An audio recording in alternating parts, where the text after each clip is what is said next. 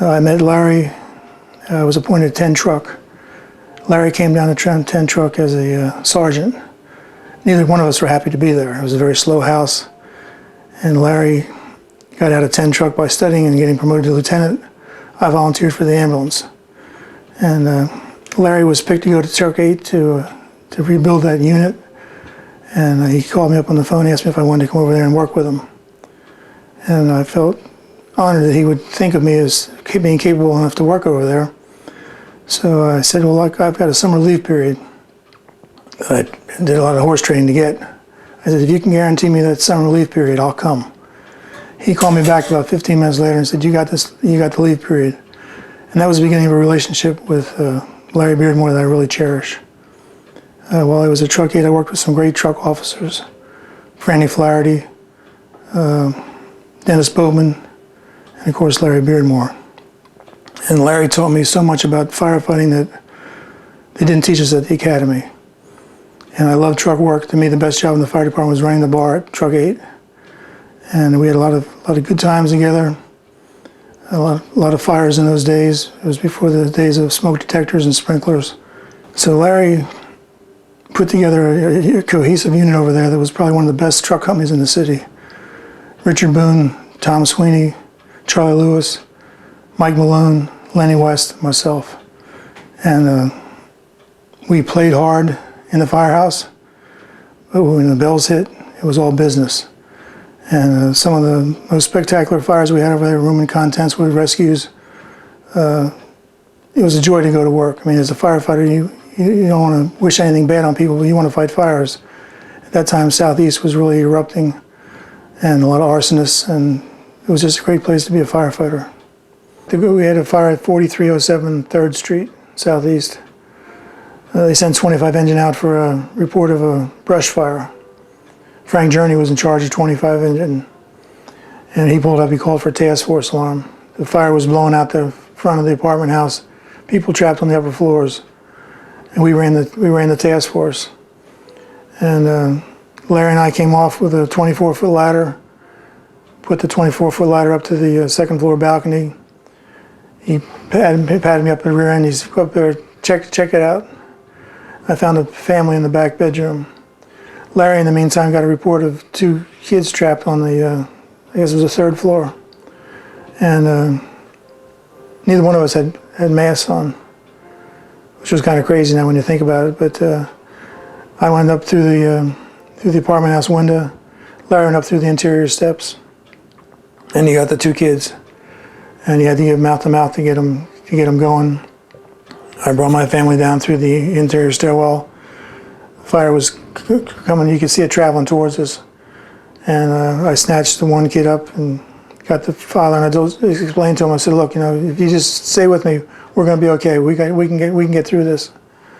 And Larry got the gold medal, Barry Payne got the silver medal, I got a silver medal, and we got the Company of the Year award that year, which was quite an honor.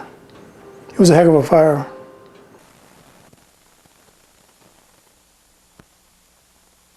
In the early morning hours of January 22nd, 1971, the men of Company 8, Platoon 3 averted a tragedy by leading and carrying 9 residents of an apartment building at 4307 3rd Street Southeast to safety.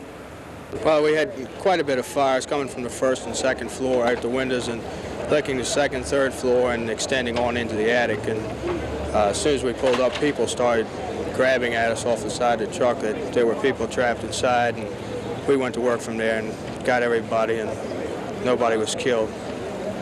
The valor and teamwork demonstrated by the members of this company is clearly above and beyond the call of duty. But we have come to expect this kind of performance from our fire department whenever it's needed. And I say to all of the citizens of this city, they should be proud and thankful for the work that this great department does in protecting their lives. We do it. Make the presentation of the Company of the Year Award, which was won by Company 8, Platoon 3, and it will be accepted by Lieutenants Lawrence L. Beardmore. Lieutenant, my congratulations to you, and you have the heartfelt thanks of this entire city for your bravery and protection of our citizens. Thank you. My great pleasure to present the cup to you and to the whole platoon.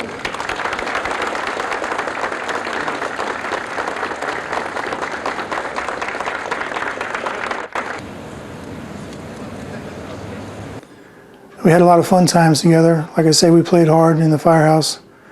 Things that today, I guess, I hope the statute of limitations doesn't covers this, because one memorable moment was my family and I came back from Christmas from being down south, Florida. We stopped at this place called South of the Border, and I was always into pyrotechnics. I love fireworks and firecrackers and stuff. And I bought a large cylinder, looked like a coffee can, two coffee cans put together with 3 fuses in it. And we were going to set this thing off on New Year's Eve in the middle of King Avenue. It was Nichols Avenue at the time. So it's about 2 minutes to midnight, and I'm out there with a flare. We got this thing sitting in the middle of King Avenue. And just as I light the flare, use the flare to light the fireworks, DC Transit bus comes around the corner. And the guy was almost right on top of it when this thing exploded and started sending Roman candles up in the air, and Beardmore's hollering, "Shut that thing off, shut it off." I said, "How can I shut it off? I can't shut this off." And with that, the bus driver puts the bus up on the sidewalk. I thought he was going to run into the house. Scared us all to death. And we look back on it now, we laugh about it. We got a new rookie, came to the station. I had smoke bombs, the kind that were kind of big, not the ones you buy in a store. And I asked the rookie, we're sitting in the sitting room, I said, "Have you had this Engine 25 smoke test?" He said, I did the test out at the training academy." I said, "No, this is the Engine 25 smoke test." So I said, "Come on, come with me." So put him in a phone booth, went upstairs to my locker, got a couple of these big smoke bombs, rolled them underneath the telephone booth door. And this smoke looked like phosgene gas coming out of this phone booth. And this kid is in there, eyes as big as saucers. I thought he was going to die. And your dad Lieutenant Beardmore walked around the corner, said, opened up the door, pulled the cab. "What are you doing in there?" He said, "Cox told me I couldn't assume duty till I passed the Engine 25 smoke test." He said, "Don't listen to anything that guy tells you to do." He said, "He'll kill you." A little later on, sent the kids to the store for breakfast. Gave them the breakfast list: eggs, bacon, potatoes, grits, and 2 jars of vaginal jelly. And the kid calls up from the Safeway. He says, "I'm up here at the Safeway." He said, "I got the eggs, I got the bacon, got the grits, got the potatoes." He said, "But they ain't got no vaginal jelly. They got peach, they got blueberry, they got raspberry, but they ain't got no vaginal jelly."